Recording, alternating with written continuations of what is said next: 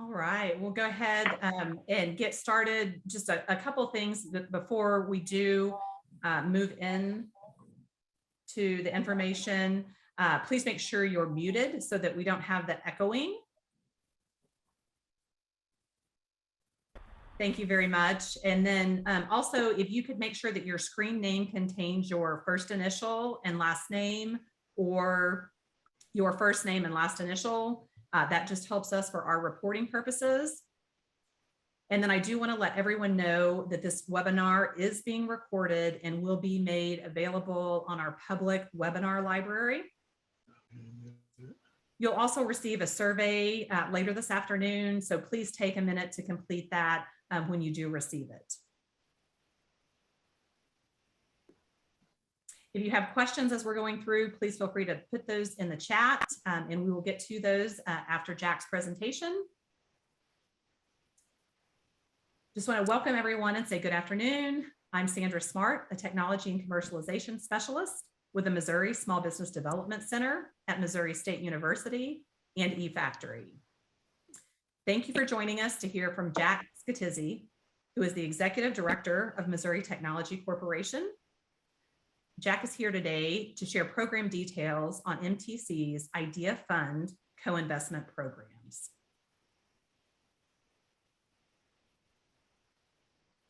Before I turn it over to Jack, I want to share a few resources that are available to you.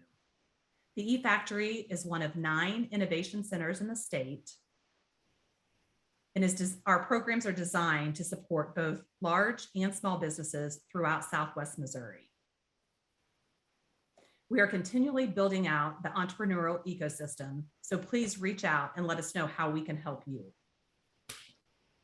In addition to office space, co-working, accelerator programs, mentorship meetings, office hours, and those warm introductions that are often needed, we are here to support you as you think about taking on investment and preparing your application materials. The Missouri SBDC at Missouri State University provides support to entrepreneurs and small business owners in a 16-county region in Southwest Missouri. We also serve as part of the eFactory business support programs. We are part of a nationwide and statewide network with colleagues around the state. So please reach out if you're not in the Southwest Missouri region, and we're happy to connect you with your local center. We also have a partnership with MU Extension, which allows us to connect clients with resources at the University of Missouri system. Thanks again for joining us, and thank you, Jack, for joining us. And I'll go ahead and turn it over to you to talk about the Idea Fund co-investment programs. All right, thank you. I'm going to share my, go ahead and share my screen. All right, so I assume everyone can see my screen. All right, thank you, Nathan. I would like to thank both the Springfield SBDC Center and the eFactory for coordinating today's webinar and giving me the opportunity to introduce everyone to MTC and our Idea Fund co-investment program. These slides will be made available after the presentation, so you don't feel the need to take too many notes. So to start, what is MTC? MTC is which is a Missouri Technology Corporation, is a public-private partnership created by the Missouri General Assembly. This means that we are not a state entity. We are a nonprofit that is governed by a board of directors that is appointed by the governor. MTC is funded primarily through appropriations from the state's general revenue. What this means is that if you want to help support MTC and the programs we fund throughout Missouri's entrepreneurial ecosystems, please let your elected officials know, since every winter and spring, they determine our annual budget. And if you're interested in learning more about this, I'm sure Rachel Anderson and the eFactory staff can provide some assistance. But I will note, MTC can also receive direct federal funding, be awarded state or federal contracts, or accept funding from private organizations. And it's this flexibility that results from MTC not being a state entity and instead being a public-private partnership. So what is MTC? what is our mission? So broadly, MTC's purpose is to promote entrepreneurship and foster the growth of new and emerging high-tech companies within the state of Missouri. To achieve our mission and vision, MTC provides state and federal funding to support high-growth potential technology and innovation-focused entrepreneurs in the state, with a goal of generating an outsized economic development impact as these companies grow. The outsized economic development impacts can include the creation of higher-paying jobs, the generation of state and local taxes, or a financial return on MTC's investment. So, MTC primarily focuses on a very specific group of entrepreneurs, high growth potential, or sometimes called traded sector companies. High growth potential companies are companies with a business model that is designed to be repeatable and scalable. Social media companies and drug discovery companies are great examples of high growth companies. Once Twitter built its basic platform, outside of scaling up back-end tech, an unlimited number of people could join the platform.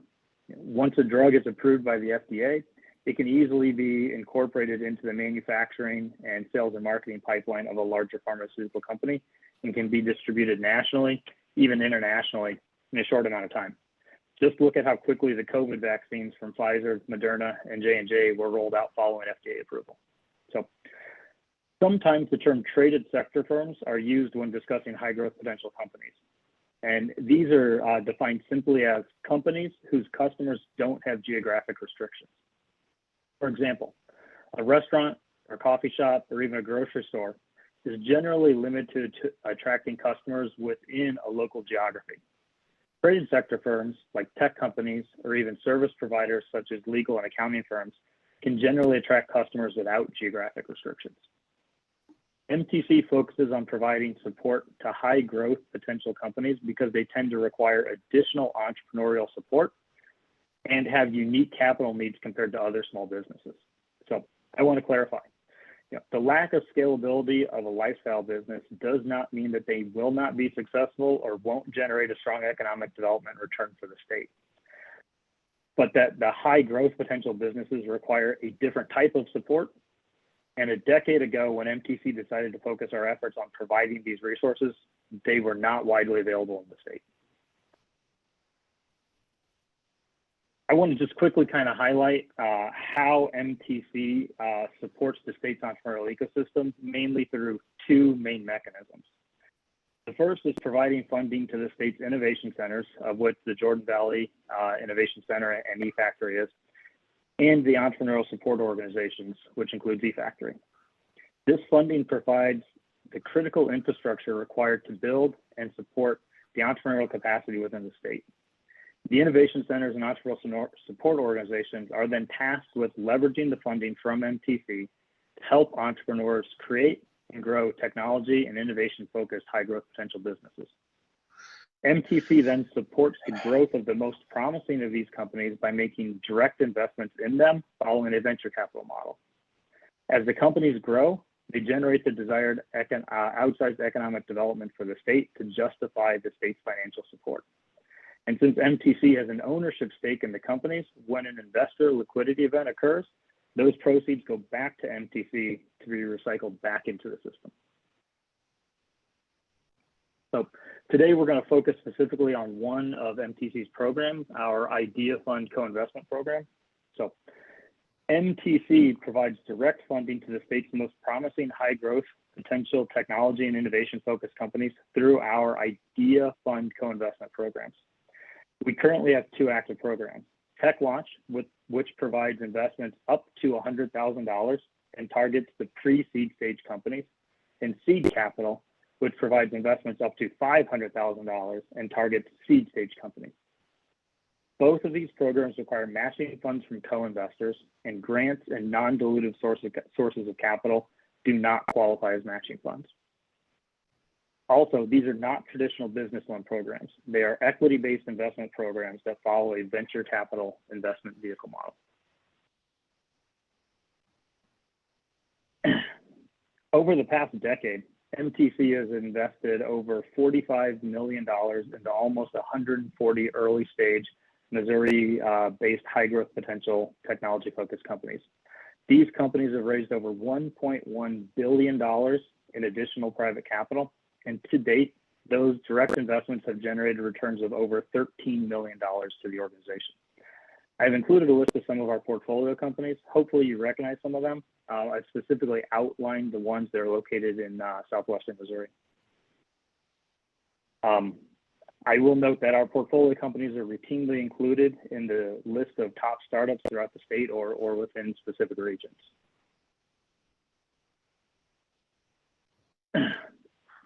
Applications close on Monday, February 7th for our current cycle of the Idea Fund programs. If you are interested in learning more or applying, please check out our website for additional information and for application instructions. I will note, again, these are not traditional loan programs. They are equity-based investment programs. So if you are not seeking to raise operating capital by selling equity, then this program is probably not for your business. And for those of you that are not familiar with equity-based investments, I'm sure there are a handful of resources that SBDC or the eFactory can provide to help you understand if you should be considering equity-based investments to capitalize your business. Additionally, these programs require matching funds, and the matching funds don't have to be secured at the time of application, but need to be secured before MTC can make its investment. And once again, non-dilutive sources of capital, such as grants, do not qualify for matching funds. I briefly outlined the Idea Fund program process, and I want to note investment allocations will be awarded in late April or early May. Companies have up to 1 year to identify the eligible matching funds. Once the eligible matching funds have been identified, the investment must complete our internal due diligence process and be reviewed and approved by our executive committee. And that this can take between 30 to 90 days, depending on how quickly the company can get us the required documents to review. So that was just a high-level overview. I'm sure there are plenty of questions. So if anyone would like to start, or I don't know if they've been, if they're in the chat or not, but.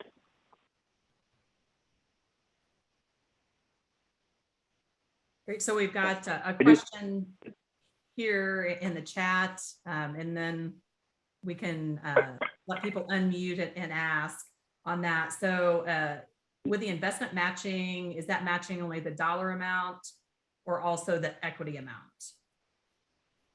So we have to match on the exact same terms, which is why we can't take non-dilutive or grant funding. So if we were to make, say, a $250,000 investment allocation in your company, you would have to come up with $250,000 of matching funds from private sources. Can't come from other state or other federal sources. And then we would have to invest together under the same terms. So Sam, did that answer your question?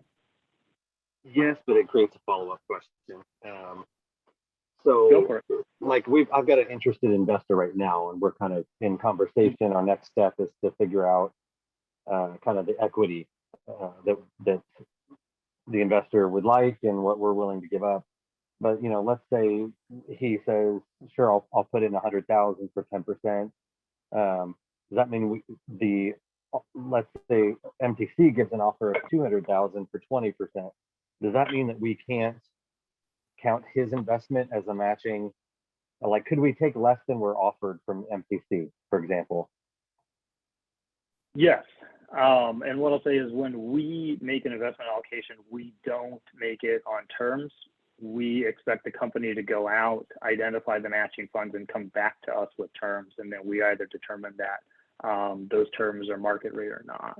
So what you generally see most often is saying we would make that $200,000 investment allocation in your company. You would go out to other investors and say, "Hey, if I can raise $200,000, MTC will invest alongside you for an additional $200,000, which creates a 2-for-1 situation for most investors." And then you would come to us and say, "Hey, I found the matching funds. They want 7% of the company for the whole $400,000. Does this meet your requirements?" Okay, so does the MTC actually then get equity in the company, or I'm just a little confused on how exactly that works? You do. Okay, so it would be we would be investing alongside. Okay, so in your example then, 7% would be owned by the investor, 7% would be owned by the MTC. I mean, it depends. What I would say, just off the top of my head, I mean, 10% for $100,000 is a lot. Generally, you give up about 20% total for a round. So in my scenario, I was assuming it was going to be 7% for the whole $400,000. Right, I know every scenario is Therefore that, different, but yeah. I mean, in the Yeah. example of, we find an investor who says we'll do 7% and you're matching that, that's a total of 14%, correct? Yeah, I mean, we generally don't look at percentages. You know, we look at what the valuation is and then, you know, what we're investing in. So you would come to us and say, hey, we're raising at, you know, 3 million, and we're raising $300,000. So that represents a little under 10%. Okay. Thank you. So we've got another question here. Do funds received in the second half of 2021 qualify for fund match, or does it need to come in the 2022 calendar year? It really needs to come after we've made our investment allocation. And so usually we like to close within 90 days of when the matching funds close.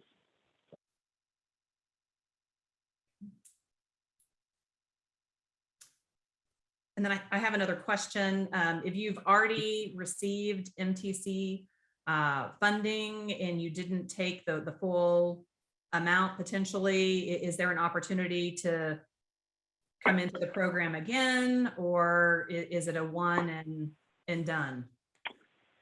It's not a one and done. You can come back and ideally someone would take, you know, tech launch and then come back for seed capital. And so that's kind of how it's structured. We do have another mechanism for current portfolio companies that are raising additional capital where we have a pro rata right. So they wouldn't have to go back through the application process. Okay, thank you. Other questions? I don't see anybody unmuting yet. So when people are going through the application process, what are some things that you can share with them to make sure that they're looking at or that they don't miss in that process that you've seen? And so I will say, you know, this is a competitive application process. We're, you know, recruiting companies from around the state. So I would just say, if you're interested in applying, you need to be working with the mentors and using the resources that the youth factor and the SBDC has to ensure that you're putting forth a competitive application and that you're answering the questions in the manner that an investor would expect the question to be answered.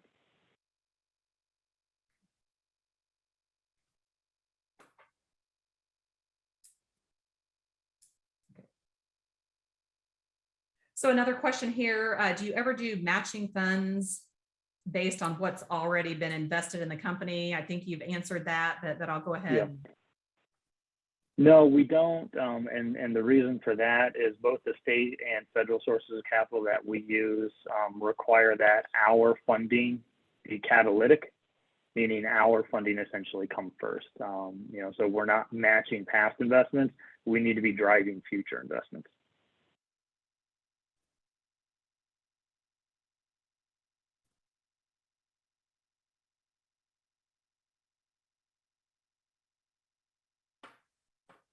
Other questions? Yeah, I have a quick question.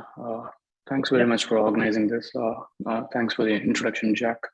I heard you guys saying you would have some kind of a program post-investment, like mentorship and introductions to the industry connections. If you can throw some light towards that, specifically towards any connections with corporations, employee engagement, and HR divisions. That's our clientele. So I just wanted to see how we could get benefited beyond the investment. Thank you. Yeah, so we're what you would consider a passive investor. You know, we're the state, we're a small organization, and, you know, as you noticed, we've got $45 million worth of investments out there in 140 companies. So We are not very active in the companies we invest in. One of the reasons we require matching funds is our expectation is that the investors that match us will be the ones who are more active in helping the company grow. So, Got it. Thank you. And you had asked about the mentorship programs, you know, and the connections and introductions. Feel free to reach out to me and we can have a conversation about that to see how we can help support you. Oh, great. Thank you. That'll be very helpful. So I have a question here about, you know, we've got 2 weeks possibly until this application window is closing. And the question is, how many application windows are open per year? right now we do one per year. So this is the one for fiscal year 22. Fiscal year 22 ends, I believe it's June 30th, 2022.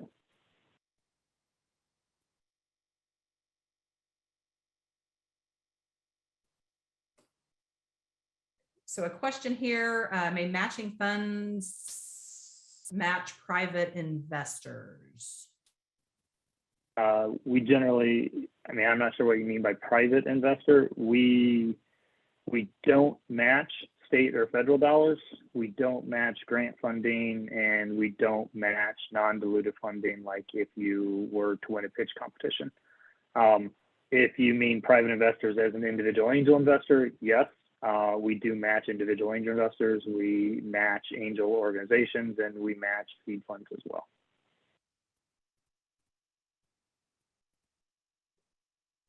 And with the matching of an individual angel investor, you or MTC still has that expectation that that angel investor will be actively involved in the business?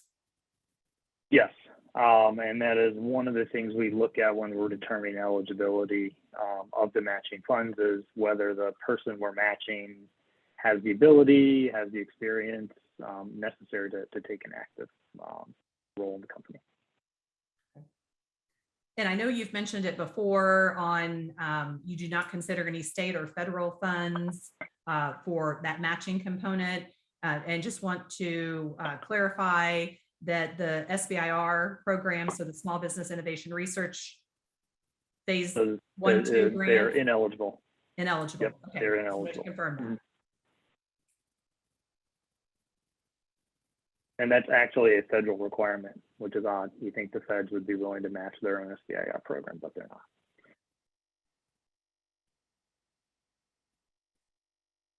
Okay, other questions? Now's the time to get those answered while we've got Jack with us.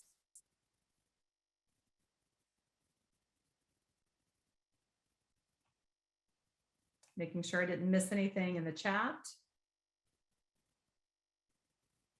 So what would you say time-wise to complete the application materials? There's an application available online, and then there are also required documents that have to be submitted. Yeah, so I would say in general, it depends where you are in your capital raise program. If you've been out pitching angel investors and other seed funds, it probably wouldn't take you more than, you know, a couple evenings or a weekend to pull everything together, because you should have everything. You know, the questions we're asking are pretty standard questions on if you filled out any angel application or an F6S application or anything like that. If you haven't done any formal, you know, seeking of capital, you don't have your pitch deck ready, I mean, it may take you a full 2 to 3 weeks to pull things together if you don't already have them prepared. I saw the board seat question. We take a board observer seat.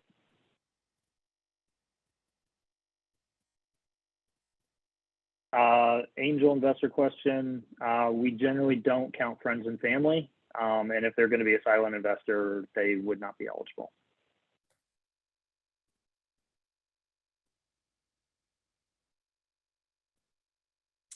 Any recommendations on pitch decks that you've seen that have the information that you're looking for? I mean, Any pitch decks advice? are pretty formulaic. I'm trying to think. I used to have an EIR blog post for I-10 from years back about how to do a pitch deck. I don't think they have that anymore. But if you just do a Google search and find a couple of decent seed funds, you should be able to get the formula. There's really only like 10 things to cover, and it can easily be done in about 15 slides. Thanks for clarifying the slide length or the number of slides there. I think that sometimes we see people try to put too much information in there, and some of it's not the relevant information. So thanks for clarifying that. Looks like we've got another one on here. Pitch deck was made as a responsive website instead of a PDF slideshow. Would that be a problem? I mean, you're going to have to upload a PDF. So, I mean, I mean, you're going to have to upload something. You can't just upload a website. And I would say you really should have a pitch deck that is PDF form, just because that's how you're going to transmit it most of the time.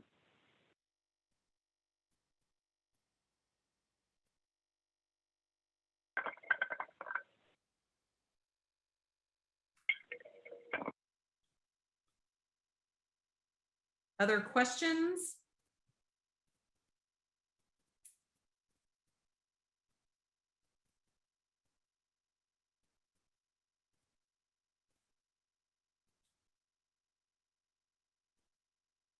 Everybody's ready to go and start working on an application. If you feel like you're at the point and you're already visiting with other investors, definitely, make sure to reach out to us at the eFactory.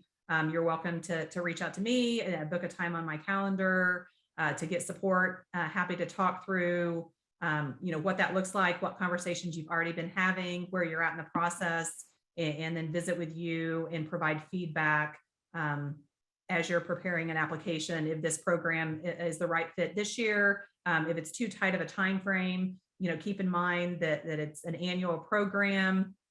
Does it run on the same schedule or a very similar schedule every year? Jack? We try. Last year we got a little off track because there was some CARES Act funding, but we try to keep on the same cycle. Okay. So if you're not ready right now, you got a head start on looking at that opportunity for next year and getting all of your material together.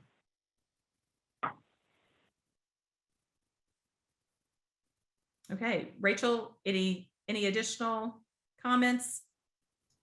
Just that I think this is a really good opportunity for those that are, seeking investment, and, keep in mind everything that Jack and Sandra have said. And so, if you all need help with anything or have questions, reach out to us, and we're happy to help point you in the right direction. But I strongly encourage you to apply if you're looking at taking on investment or are ready to do so. This has been a really great program. And just like the ones that Jack highlighted that you saw, from our area that have received investment, we're happy to put you in contact with them and hear about how the program has helped or anything that we can do to assist you.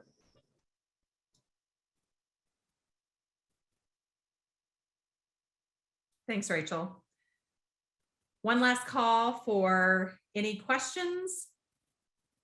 I'll throw one final comment out there just because I was talking with an entrepreneur, I guess on Friday, and he said, one of the ways to leverage this program is if you think you're going to be raising money, not even in Q1, but in Q2 or Q3, that having the investment from MTC in your back pocket does open a lot of doors with investors. Being able to say, well, we already have $100,000 committed from MTC, makes your rounds look more attractive to the average investor.